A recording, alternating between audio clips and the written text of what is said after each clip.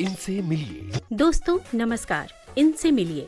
इस कार्यक्रम में आज हम आपकी मुलाकात करवा रहे हैं संगीत निर्देशक और डीजे राहिल मेहता से। इनसे बातचीत की है ममता सिंह ने। इनसे मिलिए कार्यक्रम में दोस्तों हाजिर हूँ मैं, आपकी रेडियो सखी ममता सिंह, और हमारे साथ मौजूद हैं दुनिया के फर्स्ट डांसिंग डीजे जिनका नाम है राहिल मेहता। आप म्यूजिक प्रोड्यूसर भी हैं। राहिल जी, आपका विविध भारती के स्टूडियो में बहुत बहुत स्वागत कर रहे हैं। वेलकम। कैसा लग रहा है आपको? थैंक यू, बहुत अच्छा लग रहा है। मैं पहली बार ऐसे स्टूडियो में बैठा हूँ, आपसे मिलकर और आपसे बातें कर बहुत अच्छा लग रहा है और मैं एक्साइटेड हूँ। राहिल, देखिए, डीजे शब्द सुनते ही आम श्रोताओं के मन में एक सवाल पैदा होता है कि क्या है डीजे। डीजे का मतलब आमतौर पर लोग ये मानते हैं कि एक क्लब में गाना गा रहे हैं या फिर किसी फंक्शन में, लेकिन आपने म्यूजिक भी प्रोड्यूस किया है, तो इसके बारे में बताइए कि बेसिक काम क्या होता है डीजे का। डीजे का काम वैसे तो होता है सिर्फ गाने को मिक्स करना और आपको नचाना, पर मैं थोड़ा डिफरेंटली सोचता हूँ। मुझे लगता है कि जब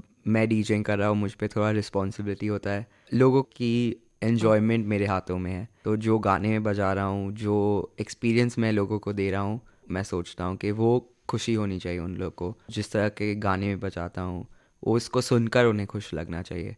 तो मैं डीजेइंग को थोड़ा रिस्पॉन्सिबिलिटी के हिसाब से सोचता हूँ कि मेरे ऊपर एक रिस्पॉन्सिबिलिटी है कि लोगों की एन्जॉयमेंट मेरे हाथों में है आज।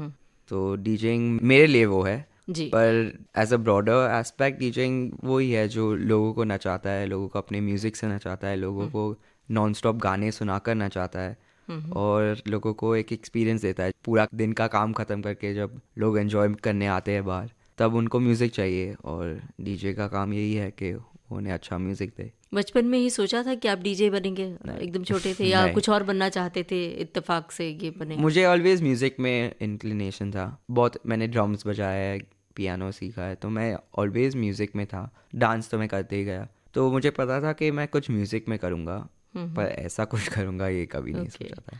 तो क्या आपका पूरा ग्रुप होता है, आपकी टीम होती है, या आप सोलो परफॉर्म भी करते हैं? नहीं, सो मेरी एक टीम है जिसमें मैं हूँ और मेरे 2 डांसर हैं और हम पूरी दुनिया में यही शो कर रहे हैं और हम तीनों साथ में मिलकर शो करते हैं।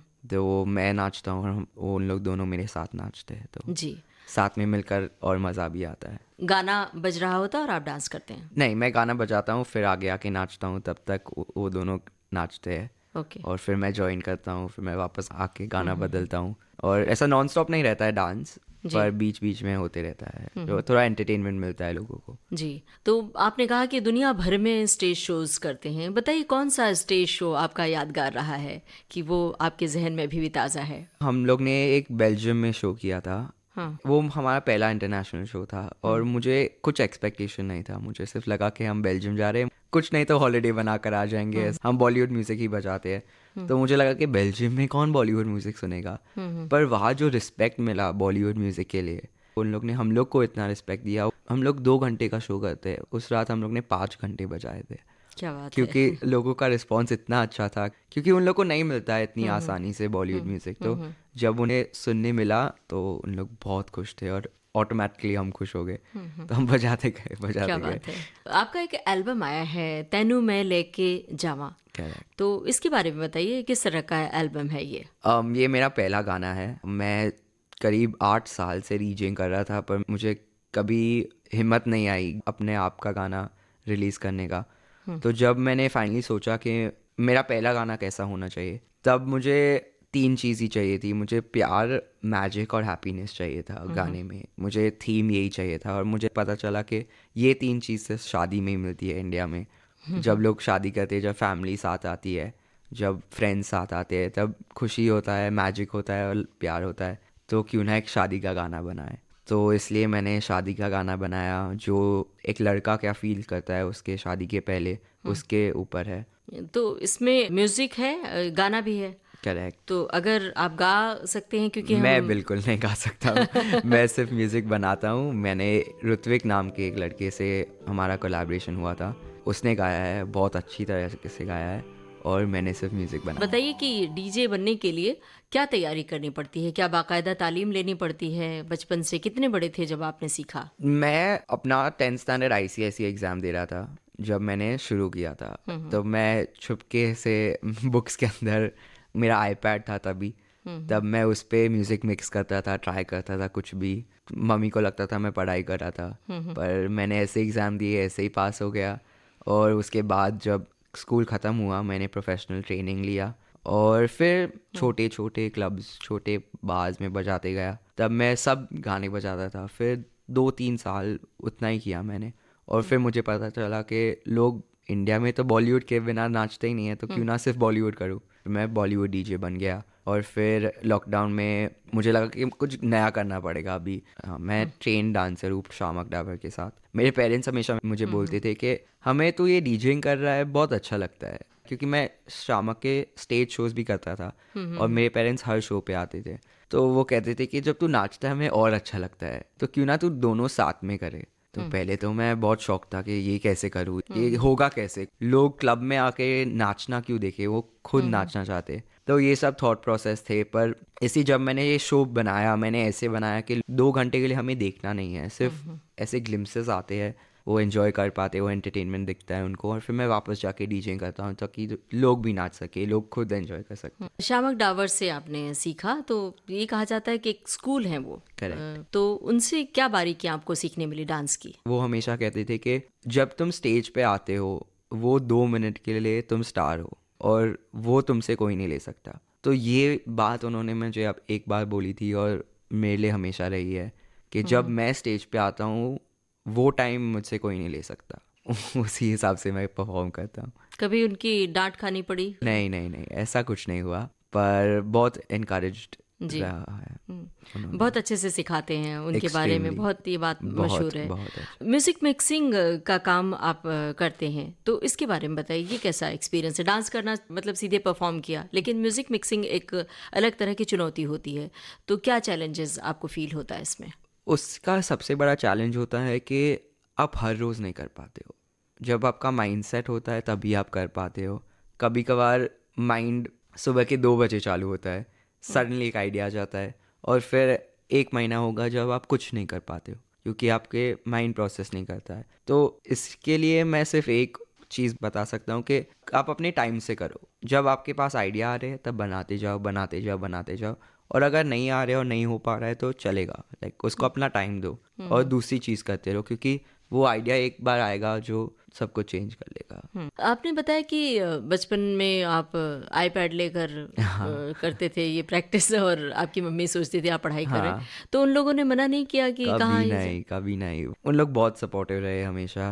आज तक मैंने जो भी शोज़ किए हैं, पहले डांसिंग थे, फिर डीजेइंग थे, वो हर शो पे आते हैं स्टार्ट से लेकर एंड तक। आपने बताया कि शामक डावर से आपने डांस सीखा, लेकिन प्रॉपर डीजे बनने के लिए भी कोई अलग से ट्रेनिंग लेनी पड़ती है? हाँ, 3 महीने मैंने सीखा डीजे शिवा नाम के एक डीजे से, और फिर मैंने सिर्फ प्रैक्टिस करते गया, क्लब्स में, बार्स में शोज़ करते गया और वैसे ही सीखते गया। आज तक मैं सीख रहा हूँ। जो इस दुनिया में अगर आना चाहते हैं तो उनके लिए बताइए कि कोई खास तरह की तैयारी होती है, मतलब शरीर का लोच बहुत ज़रूरी है क्या होना चाहिए? सिर्फ आपका म्यूज़िक नॉलेज अच्छा होना चाहिए। आपको लोग समझने चाहिए। आपको अगर अपना क्राउड समझ रहा है, आपको 3 गाने पता है, पर वो 3 गाने के बाद उनको क्या सुनना है, तो वो विजन होना ज़रूरी है। और आपको पता होना चाहिए कि आज मुझे ये क्राउड को यहाँ तक पहुँचाना है, तो आपको वो जानना बहुत ज़रूरी है। और ऑब्वियसली डीजेइंग का स्किल जानना तो विदाउट गोज विदाउट सेइंग। बिल्कुल। तो करियर के रूप में इसे कैसे लाया जा सकता है? मतलब आपने म्यूज़िक बना लिया, फिर इसकी मार्केटिंग करना, फिर लोगों तक पहुंचाना, इसके लिए किस तरह की कोशिशें करनी पड़ती आई थिंक 100% मार्केटिंग और कुछ डिफरेंट करना सबसे इम्पोर्टेंट है पहले तो। और अगर आप डीजेइंग ही कर रहे हो और सिर्फ डीजे हो तो उसे साइड करियर जैसे ट्रीट कर सकते हो। मेन करियर जैसे तो इतना स्टेबल नहीं रहता है। आप हर रोज़ नहीं परफॉर्म कर सकते हो, हर रोज़ नहीं बजा सकते हो। आप वीकेंड्स को बजाओगे या तो आप किसी क्लब में रेसिडेंट बनकर बजाओगे हर रोज़। तो मैं ऑनेस्टली लकी समझता हूँ अपने आप को, जो मुझे इस तरह का मौका मिला है और इस तरह का एक्सपोजर मिला है। आई जस्ट होप दैट सबको अपने आप में अपना लक मिले और अपनी जगह ढूंढ पाए। शुभकामनाएं आपके लिए।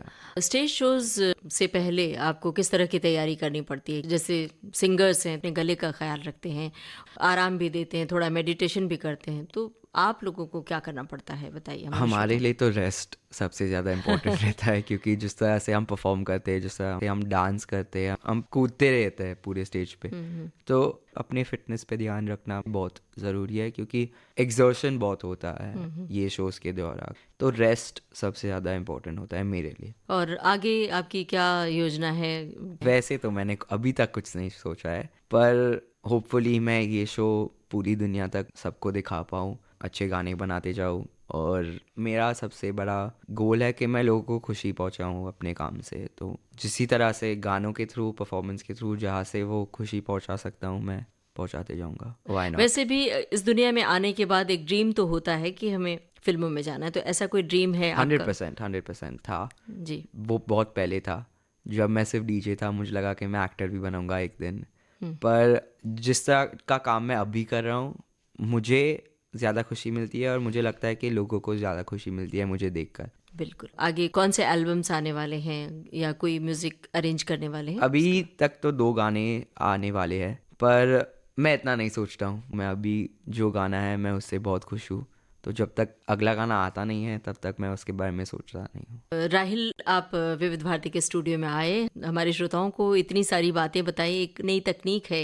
ये डीजे, नई विधा है, इसके बारे में बताया। बहुत बहुत शुक्रिया आपका। Thank you so much. नमस्कार। इनसे मिलिए कार्यक्रम में अभी आप सुन रहे थे संगीत निर्देशक और डीजे राहिल मेहता से ममता सिंह की बातचीत। इस कार्यक्रम में तकनीकी सहयोग दिया गणेश शिंदे ने, और विविध भारती की ओर से इस कार्यक्रम के प्रस्तुतकर्ता जुबैर खान। इनसे मिलिए।